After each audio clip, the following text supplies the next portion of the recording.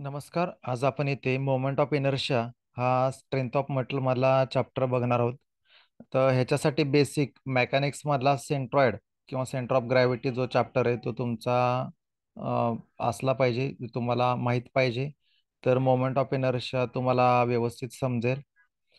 तर moment of inertia म्हणजे second moment of inertia ह्याची डेफिनेशन काय पहिल्यांदा बघूया. समजा असे नंबर ऑफ एरिया आहेत. हा एक एरिया आहे A1, हा एरिया A2 आहे. आणि एका पर्टिक्युलर ॲक्सिस पासून ह्याचं डिस्टन्स H1 आणि H2 आहे. तर मोमेंट ऑफ इनर्शिया म्हणजे काय? It is algebraic sum of, म्हणजे इथं दिलाय अल्जेब्रिक सम, याचा अर्थ सर्वांची बेरीज. कोणाची? तर प्रोडक्ट ऑफ एरिया, एरिया जो आहे एरिया, आणि and square of its distance from the axis. म्हणजे हा जो डिस्टन्स आहे H1, तर त्या डिस्टन्सचा स्क्वेअर, A1 आणि H1चा प्रोडक्ट, आणि हे जे डिस्टन्स आहे त्याचा स्क्वेअर असणार आहे. आणि समेशन याचा अर्थ जेवढे काय एरिया आहेत A1 A2, तसं ह्या सगळ्यांची बेरीज, म्हणजे इथं plus A2 H2 square plus A3 H3 square plus असं. तर ह्याला आपण म्हणतो मोमेंट ऑफ इनर्शिया. तर मोमेंट ऑफ इनर्शिया वेगवेगळ्या प्लेन फिगरसाठी, म्हणजे rectangle, circle, triangle, half circle, semi circle, हे पुढे दिलेले आहेत. ते आपण नंतर बघूया. तर ते तुमचे पाठ पाहिजेत. तर पुढचा थेरम आपण बघूया, पॅरलल ॲक्सिस थेरम. तर पॅरलल ॲक्सिस थेरम काय सांगतो? तर ह्यासाठी आपण पहिल्यांदा हे इक्वेशन बघूया. तर I A B, moment of inertia about A B, म्हणजे ॲक्सिस आहे. तर इथं डायग्राममध्ये बघा, हा एक प्लेन फिगर आहे, प्लेन सेक्शन आहे. हा रेक्टँगल, सर्कल कोणताही शेपमध्ये असू शकतो. आणि हा ए बी ॲक्सिस आहे. ह्या रेक्टँगल किंवा सर्कल कोणता जो काय सेक्शन आहे, त्या सेक्शनच्या सेंट्रॉइड मधून जाणारा सेंट्रॉइडल ॲक्सिस आहे एक्स एक्स. ह्या एक्स एक्स पासून ते ए बी पर्यंतचं जे डिस्टन्स आहे त्याला आपण एच बोललोय. मग आता पॅरलल ॲक्सिस थेरम काय सांगतोय? The moment of inertia of a plane section, moment of inertia of a plane section about any axis. इथं ॲक्सिस आहे ए बी, हा जो ॲक्सिस आहे तो आहे A B, is equal to, म्हणजे is equal to moment of inertia of a plane section, moment of inertia of a plane section about a parallel axis. म्हणजे A B ला parallel असलेला axis कोणता? X x. Passing through it centroid, म्हणजे ह्याच्या centroid मधून जाणारा axis कोणता आहे? तर एक्स एक्स. म्हणजे आय ची काय येणार आहे? I X x. और सेजी प्लस प्लस प्रोडक्ट ऑफ, म्हणजे ह्या दोघांचा गुणाकार, एरिया आणि height. Product of area, product of area and square of square, म्हणजे एच स्क्वेअर केलेला आहे, perpendicular distance between two access. तर ॲक्सेस जो आहे एक्स एक्स आणि ए बी, ह्याच्यामधला डिस्टन्सचा स्क्वेअर. तर सिम्पल, इथं जो ॲक्सेस आहे ए बी आणि त्याला पॅरल असलेला जो ॲक्सेस असणार आहे इथं एक्स एक्स आहे, तर या दोघांचं जे डिस्टन्स आहे ते एच आहे, त्याचा स्क्वेअर करायचा. तर हा झाला पॅरलल ॲक्सिस थेरम.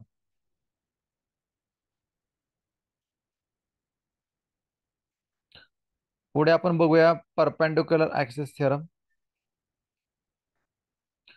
तर ह्याच्यासाठी एक प्लेन फिगर आहे, रेक्टँगल, सर्कल कोणताही शेप असेल, ह्याला एक्स ॲक्सिस असणार आहे आणि हा वाय ॲक्सिस असणार आहे.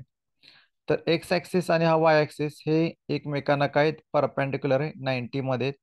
तर अजून एक ॲक्सिस घेतला की जो एक्सला पण परपेंडिक्युलर आहे आणि वायला पण परपेंडिक्युलर आहे. जर असा असेल तर हा जो झेडची जी व्हॅल्यू आहे ती किती असेल? आय झेड झेड ची व्हॅल्यू आय एक्स एक्स आणि आय वाय वाय ह्यांच्या बेरजे एवढी असते. म्हणजे I Z Z is equal to summation of I X X plus I Y Y. तर परपेंडिक्युलर ॲक्सिस थेरम बघूया. It state that moment of inertia of a plane section about an axis perpendicular to the figure and passing through the centroid is equal to Izz equal to sum of moment of inertia, sum म्हणजे बेरीज, sum of moment of inertia of a plane figure about two mutually perpendicular axis, म्हणजे दोन axis की जे एकमेकांना perpendicular आहेत आणि ते कशातनं गेले पाहिजेत, पासिंग थ्रू द सेंट्रॉइड. म्हणजे हे दोन ऍक्सिस जे आहेत ते कशामधून गेले पाहिजेत, तर इथं ओ जो आहे तो काय, ह्या प्लेन फिगरचा सेंट्रॉइड आहे. तर ह्याला म्हणायचं परपेंडिक्युलर ऍक्सिस थिअरम. तर ह्याचं हे इक्वेशन आहे. तर पुढे आपण बघूया polar moment of inertia. Actually हा जो टॉर्शनल जो चॅप्टर आहे पुढे, त्याच्यासाठी हा लागतो, की जो टॉर्शनल डिफॉर्मेशन आहे त्याला तो रेजिस्ट करतो. तर सिंपल आय झेड झेड म्हणजेच आय पी हा कन्सिडर केला जातो. तर हे बघूया definition. It is the moment of inertia of a plane area about an axis perpendicular to the plane of figure with respect to the point where axis intersect the plane. म्हणजे समजा हे plain आहे, हे plain आहे आणि या plain मध्ये दोन ऍक्सिस आहेत, एक हा एक ऍक्सिस आहे आणि हा एक ऍक्सिस आहे, की जे दोन एकमेकांना परपेंडिक्युलर आहेत. आणि त्यामधूनच एक दुसरा एक ऍक्सिस जातोय की जो दोघांनाही परपेंडिक्युलर आहे, की जिथं हे इंटरसेक्ट करतायत त्या पॉइंट मधूनच जात असेल, तर आपण त्याला म्हणणार आहे पोलर मोमेंट ऑफ इनर्शिया. या ऍक्सिस भोवती जो काय मोमेंट ऑफ इनर्शिया आपण फाइंड आउट करू, तर तो असणार आहे polar moment of inertia. Axis नाही बोलत मी. तर ह्या ऍक्सिस, अबाउट ऍक्सिस हा जो ऍक्सिस आहे, अबाउट ह्या ऍक्सिसला जर काढला, म्हणजे हा जो झेड ऍक्सिस आहे, समजा हा वाय ऍक्सिस आणि हा एक्स ऍक्सिस धरला, तर हा जो अबाउट झेड झेड ऍक्सिस जो आहे तो असणार आहे पोलर मोमेंट ऑफ इनर्शिया. आणि पोलर मोमेंट ऑफ इनर्शिया म्हणजेच आपण त्याला म्हणतो आय झेड झेड. म्हणजे moment of inertia X X आणि वाय वाय ची बेरीज, यालाच आपण म्हणणार आहे पोलर मोमेंट ऑफ इनर्शिया. तर नेक्स्ट आहे रेडियस ऑफ गायरेशन. तर ह्याचं युनिट आहे के, सॉरी युनिट आहे एम एम आणि सिम्बॉल आहे के. तर ह्याचा फॉर्म्युला आहे K square is equal to I upon ए, म्हणजे ratio of moment of inertia to the area. Definition आहे, it is a distance at which the area is suppose to be concentrated to give same moment of inertia. असं distance की जिथं moment of इनर्शियाची value same मिळते, तर आपण त्याला म्हणतो रेडियस ऑफ गायरेशन. नेक्स्ट आहे वेगवेगळे जे प्लेन सेक्शन्स आहेत, तर त्या सेक्शनचे सेंट्रॉइड एरिया आणि मोमेंट ऑफ इनर्शिया याच्या व्हॅल्यूज इथं मी दिलेल्या आहेत. तर त्या तुम्हाला पाठ कराव्या लागतील प्रॉब्लेम सॉल्व्ह करण्यासाठी. तर moment of inertia about rectangular section. तर इथं हा एक रेक्टँगल काढलेला आहे, हा जो आहे तो रेक्टँगल आहे आणि रेक्टँगलला विड्थ आणि ब्रेडथ आहे. तर बी आणि डी ह्या दोन व्हॅल्यू आहेत. तर रेक्टँगलचा सेजी सेंट्रॉइड असा काढलेला आहे, जिथं दोन डायगोनल इंटरसेक्ट करतायत, तो पॉईंट आहे जी म्हणजे सेंट्रॉइड. सेंट्रॉइड मधून जाणारा जो ऍक्सिस आहे सेंट्रॉइडल ऍक्सिस एक्स एक्स आणि उभा जो ऍक्सिस आहे व्हर्टिकल तो सेंट्रॉइडल ऍक्सिस वाय वाय. तर रेक्टँगलच्या ह्या ठिकाणी आपण काय घेतलाय, ओ घेतलाय. ओ मधून जाणारा हा जो रेफरन्स ऍक्सिस आहे ओ एक्स, हा जो आहे रेफरन्स ऍक्सिस, तसाच इकडं आहे तो रेफरन्स ऍक्सिस ओ वाय. रेक्टँगलचा एरिया काय असतो, तर बी इंटू डी, बी आणि डी. एक्स बार म्हणजे काय, तर रेफरन्स ऍक्सिस जो आहे ओ वाय ह्याच्यापासून ते वाय वाय सेंट्रोडल ऍक्सिस पर्यंतचं डिस्टन्स म्हणजे एक्स बार आहे.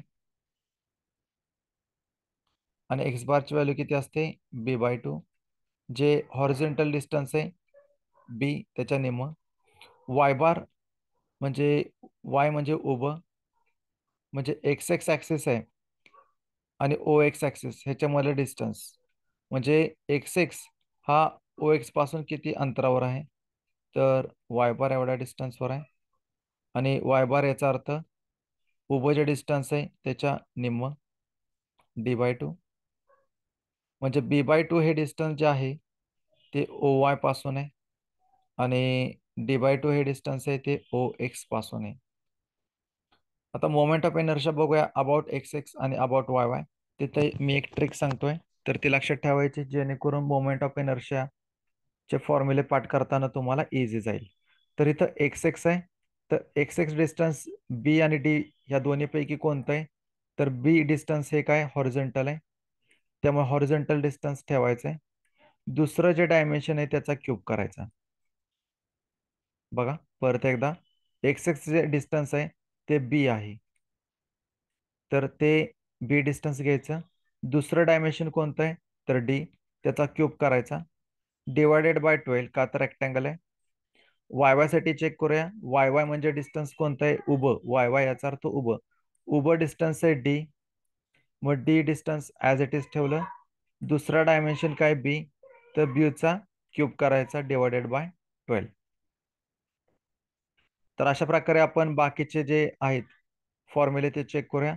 हॉलो रेक्टँगल, एरिया सगळ्यांना माहिती आहे, बी इंटू डी, बी इंटू डी मायनस स्मॉल बी इंटू डी. त्याच्या आतमध्ये जो आहे तो काय? हा स्मॉल बी आणि स्मॉल डी. एक्स बार ची व्हॅल्यू चेक करा. एक्स बार ची व्हॅल्यू जी आहे कॅपिटल बी/2. वाय बार ची व्हॅल्यू जी आहे ती कॅपिटल डी/2. कुठून? तर डी/2 म्हणजे ओ एक्स पासून आहे आणि एक्स बार याचा अर्थ ओ वाय पासून आहे. आय एक्स एक्स बघा, बी डी क्यूब बाय 12. आता एक्स याचा अर्थ काय असणार आहे? हॉरिझॉन्टल डायमेन्शन बी, दुसऱ्या डायमेन्शनचा cube minus B D cube by 12. I Y Y साठी काय? तर डी बी क्यूब बाय 12 येणार minus D B cube by 12. तर डी याचा अर्थ बघा, वाय डायमेन्शन उभं डिस्टन्स डी आहे, त्यामुळे उभं डिस्टन्स लिहिलं, दुसऱ्या डायमेन्शनचा क्यूब केला, तर आपल्याला हा काय मिळेल? हॉलो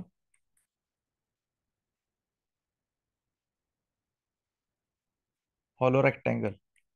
याचा आपल्याला काय मिळेल? Moment of inertia. सर्कलचा मोमेंट ऑफ इनर्शिया काय? तर सर्कलसाठी बघा, रेफरन्स ऍक्सिस ओ एक्स आणि हा आला ओ वाय.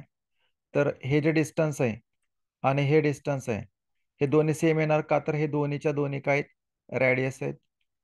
त्यामुळे एक्स बार आणि वाय बार डी/2 म्हणजे रॅडियस एवढीच व्हॅल्यू आहे. डी/2 म्हणजेच रॅडियस. आय एक्स एक्स आणि आय वाय वाय ची व्हॅल्यू पण सेम येणार, π/64 d⁴. हॉलो सर्कल साठी बघा, area π/4 d² minus d². Capital D मधनं स्मॉल डी वजा करायचा आहे, म्हणजे कॅपिटल जो डी आहे त्या मोठ्या एरियातनं छोटा एरिया सर्कलचा वजा करा, तर तुम्हाला काय मिळेल? हा जो हॉलो आहे, हॉलो सर्कल, तर ह्या हॉलो सर्कलचा काय मिळेल?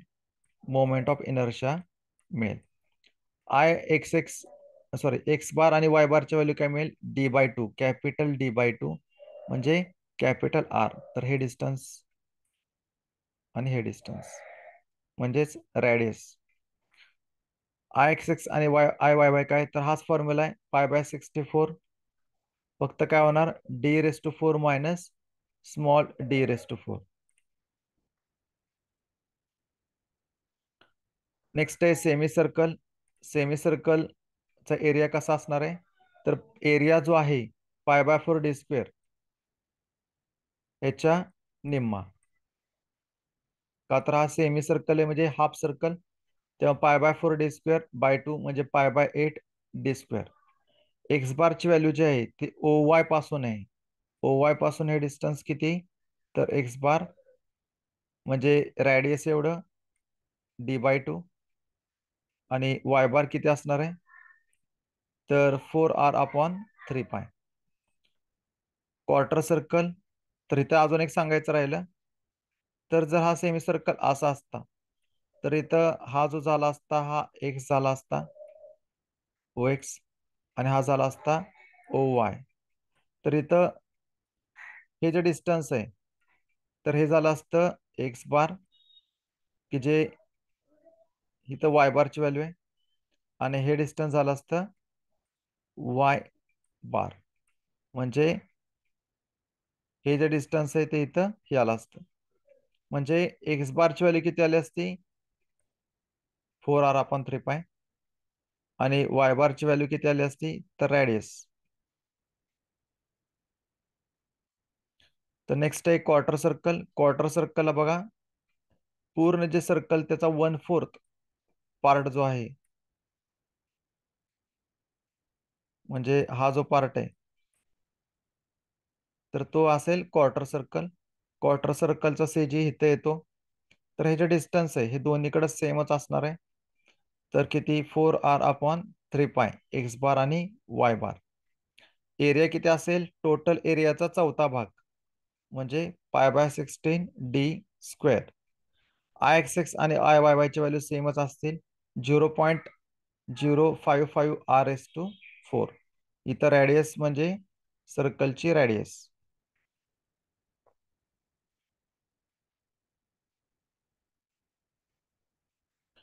आणि लास्ट आहे ट्रायंगल. तर ट्रायंगल मध्ये बघा, हा जो पॉइंट आहे ह्याला आपण म्हणतो अपेक्स. हा जो पार्ट आहे, हा जो आहे त्याला आपण म्हणतो बेस. आणि ह्या बेस मधून जाणारा जो ऍक्सेस आहे ओ एक्स, हा आपला रेफरन्स ऍक्सेस आहे. आणि हा आहे ओ वाय, हा दुसरा व्हर्टिकल रेफरन्स ऍक्सेस ओ वाय. याचा जो सेज आहे त्यामधून जाणारा ऍक्सेस काय असणार आहे, वाय वाय. आणि हा जो ऍक्सेस आहे तो काय असणार आहे, सेंट्रोइडल ऍक्सेस एक्स एक्स. तर याचा एरिया एरिया किती असतो, 1/2 b × एक्स बारची व्हॅल्यू काय असते, एक्स बार b/2. आणि वाय बारची व्हॅल्यू असते h/3. म्हणजे जे टोटल हाईट आहे त्याच्या 1/3 हाईट, h/3 ही व्हॅल्यू असते. तर इथं बघा, वाय बार ओ एक्स पासून डिस्टन्स आहे, आणि एक्स बार जे डिस्टन्स आहे ते ओ वाय पासून डिस्टन्स आहे, एक्स बार. आता मोमेंट ऑफ इनर्शिया बघूया. मोमेंट ऑफ इनर्शियासाठी आय एक्स एक्स, तर बी आणि एच हे जे डायमेन्शन आहे, ह्या डायमेन्शन मध्ये एक्स डायमेन्शन म्हणजे हॉरिझॉन्टल डायमेन्शन कोणतं आहे, हॉरिझॉन्टल बी ए. तर बी डायमेन्शन ॲज इट इज लिहिलं. दुसऱ्या डायमेन्शनचा क्यूब करायचा, divided by 36. I Y Y साठी काय करणार, तर उभं डायमेन्शन कोणतं आहे, वाय उभा आहे, उभं डायमेन्शन एच, तर एच दुसऱ्या डायमेन्शनचा क्यूब डिवायडेड बाय 48. बेससाठी हा जो बेस आहे, बेस आडवा आहे है ना, मग आडवं डायमेन्शन कोणतं आहे, बी ए. तर बी दुसऱ्या डायमेन्शनचा क्यूब करायचा, डिवायडेड बाय 12. आय अपेक्स, तर हा जो ऍक्सिस आहे आय अपेक्स, तर हा ऍक्सिस हॉरिझॉन्टलच आहे. हॉरिझॉन्टल डायमेन्शन कोणतं आहे, बी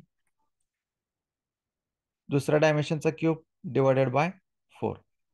तर नेक्स्ट व्हिडिओ जे आहे, त्या नेक्स्ट व्हिडिओमध्ये आपण जे काय प्रॉब्लेम्स मोमेंट ऑफ इनर्शिया मध्ये आहेत, तर ते कशा प्रकारचे प्रॉब्लेम्स आहेत ते आपण बघणार आहोत.